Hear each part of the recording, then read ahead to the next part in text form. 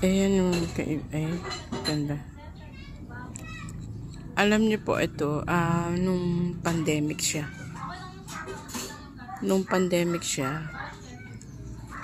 Almost 5 years na siya.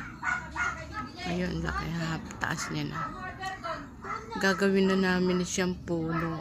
Kasi sayang, ang hirap buhayin yan. Rubber tree. Napakarami po namin na itaninim na ganyan noon. Halos 50 yata na sanga. Ito, ayan. Napakalaki na siya. Ganda. Hindi ko po siya hinuhugasan ng dahon. Sariling ano na po talaga. Ayan, ang ganda niya na. Sobrang papakaganda nitong halaman nito kapag ka naiayos. Lalo na ako sa magandang bahay. Pero gagawin na rin po namin siyang puno. Para kapag tinanggal ko yung talisay na puno, may kapalit po siya. Ayan, ang taas niya na. Grabe.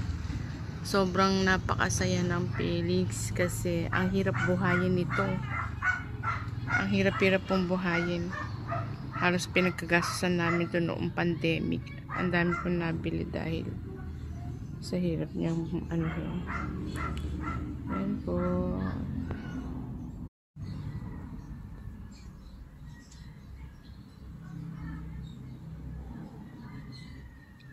Buti kaya ayaw niyang gumalaw po.